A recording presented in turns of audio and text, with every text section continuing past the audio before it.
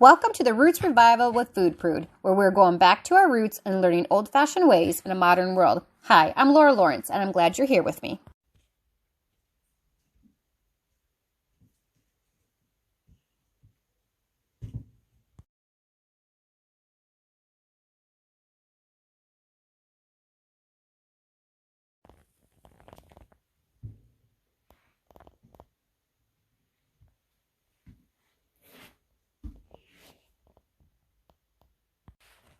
All right, we are getting our seed planting on, starting for 2024. So what I have done is got the soil to the right wetness that I wanted. I filled it in these 50 tray cells here with nothing on the bottom, right now. And I used a bottom of a marker, and I put the holes in all of them first. And then I also decided what I want to go ahead and plant. And I just labeled these knives, because no one used the knives in those sets that you always buy with the forks and the spoons. So I've got them all planned out already before I started planting, because you want to try to plant all the same thing in one tray, because once these are sprouted and you remove them from the heat mats, you're going to put them under lights, but you kind of want them to all sprout at the same time.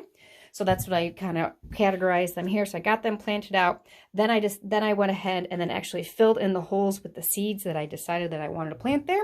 And I'm also keeping track over here of what I'm planting of today here. All those, I keep the amount, what it was, and then who I got the seed from. Is it My Seed or Baker Creek or M.I. Gardener or High Mowing? A couple different kinds there. And then I will go ahead and keep track of what actually sprouts. So if I get 10 of the Craig jalapeno from Baker Creek, great, I'll put 10. If I get 0, then I know those are probably not going to be the best seeds. So again, I just like to keep track. I've been doing this for years. It's fun to compare things, and it's also helpful to know what I'm able to sprout and what's working for me or not working. So that's what we're doing. We're getting our plants on. So grow, baby, grow.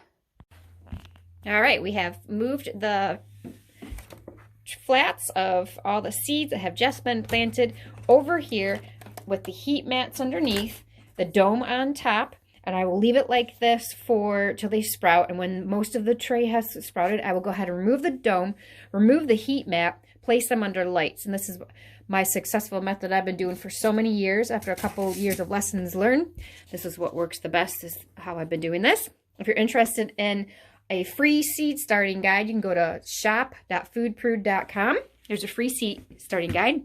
And then if you'd like to go in depth with videos and how-tos, and the workbook is more in depth, you can also pay for a course as well. So it's up to you if you'd like to do the free one, or if you'd like to go ahead and do get a little bit more knowledge and videos and support, you can join the course.